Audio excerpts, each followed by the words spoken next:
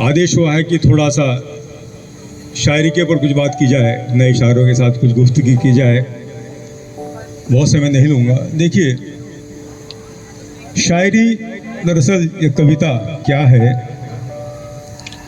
ये तो कहा गया है कि अपने दिली जज्बात का इजहार है, और इसके अलावा अपना जो वक्त है आजकल का, उसको व्यक्ति देने का नाम भी शायरी का नाम है।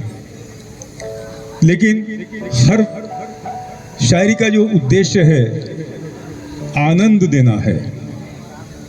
कई लोग उसको मनोरंजन का साधन समझ लेते हैं कविता को। कविता मनोरंजन देने वाली चीज़ नहीं है। मनोरंजन तो बहुत हल्की चीज़ है। मनोरंजन तो कोई कॉमेडियन भी कर सकता है। वो दिल को, चित्त को आनंदित करने की चीज़ है। मनोरंजन खाली मन का मनोरंजन है, और ये चित्त यानी आत्मा तक को छूने की काबिलियत रहती है कविता में, शायरी में। और कविता शायरी के लिए जो 3 चीज़ें चाहिए, एक अच्छी भाषा यानी ज़ुबान, एक शैल्पिक जानकारी यानी तकनीकी जानकारियाँ, और तीसरा है विचार या भावों को लाना या कहन जिसको कहते हैं। जो 2 चीज़ें हैं, भाषा और शिल्प, ये कोई भी सीख सकता है। किताबों से सीख सकता है, जानकारों से सीख सकता है, उसके लिए शायर होना ज़रूरी नहीं है। लेकिन जो तीसरी जो बात है, जिसको कहते हैं भाव या ख्याल लेके आना, पकड़ना, वो ईश्वर प्रदत्त है, उसको कहते हैं प्रतिभा। लेकिन प्रतिभा ऐसी है जैसे 2 पत्थर पड़े हैं, एक हीरे का पत्थर है और एक सामान्य पत्थर है। आप हीरे के पत्थर को अगर तराशेंगे नहीं तो वो सामान्य पत्थर की तरह ही चला जाएगा, वो हीरा नहीं बनेगा। लेकिन सामान्य पत्थर को अगर घिसोगे तो भी हीरा नहीं बनेगा। थोड़ी बहुत चमक हीरे ऐसी आ सकती है। तो अगर आपके अंदर भगवान ने टैलेंट दिया है, प्रतिभा दी है, अगर आप उसको निखारा नहीं, भाषा और शिल्प के माध्यम से आपने उसको निखारा नहीं, तो वो प्रतिभा ऐसी चली जाती है। तो मेरी गुजारिश है नए लिखने वालों से कि इसमें 2 चीज़ें हैं शायरी में। एक तो है कि आपका जो भाषा शिल्प का ये बहुत बड़ी चीज़ नहीं है। अगर आप 15 दिन मेहनत कर लेंगे, शिल्प जान जाएंगे। आप मान लें कि आप गीत लिखना है तो उसके बारे में जानकारी मिल जाएगी। गज़ल लिखनी है, जो छंद है, आपको बहुत ज़्यादा छंदों की ज़रूरत नहीं है शायरी के लिए। 7-8 बहरों में तो आप हज़ारों गज़लें, एक बहर में आप हज़ारों गज़लें कह सकते हैं, और वो बड़ी मुश्किल चीज़ नहीं है। लेकिन अधिकांश लोग वहीं कच्चा खाया तो उसी में अटके रहते हैं। वो तो उसकी क्या है कि ABCD जैसी है शायरी की। वो तो असली चीज़ है कहन, कि आपको विचार कैसे लाने हैं भाषा में, उसके लिए ज़िंदगी लगती है, उम्र लग जाती है, और तमाम उम्र सीखता रहता आदमी। और एक जो चीज़ मैं कहना चाह रहा हूँ, सबसे बड़ी चीज़ आजकल क्या हो गया, सोशल मीडिया का दौर है। आपने कोई चीज़ लिखी, तुरंत दुनिया के सामने पेश कर दी। तो एक ख्याल रखिए कि कोई भी चीज़ आप लिखें, तुरंत दुनिया को पेश करने के जो मोह है ना, ताली का मोह जो है, वहाँ का, उससे थोड़ा हटिए। अपनी चीज़ जो लिखी उसको रख दीजिए, 10-15 दिन तो रखिए उसको कम से कम, फिर दोबारा उसको देखिए, तब आपको उसमें दोष नजर आएंगे। देखिए, आप दोष और गुण जो हैं, कविता के गुण भी हैं, दोष भी है, लेकिन गुणों से महत्वपूर्ण दोष हैं। अगर आप कविता के दोष या ऐब, जिसको शायरी में कहते हैं मायूब कहते हैं, उनको अगर दूर करते जाएंगे ऐबों को, तो गुण अपने आप आ जाएंगे। अगर दोष है तो कितना भी गुण हो, उसकी कोई अहमियत नहीं है। मान लिया छंद दोष है, छंद है ही नहीं कविता में, गज़ल लिख रहे छंद नहीं है, तो आपने कितनी ऊंची बात की, उसकी कोई वैल्यू है नहीं शायरी में। तो आपको जो है धीरे धीरे, अच्छा वो गुण दोष तब लिखेंगे आपको पता हो दोष है क्या। देखिए, शायरी क्या है, एक फॉर्मूला है, संकेत है, जैसे केमिस्ट्री का फॉर्मूला होता है।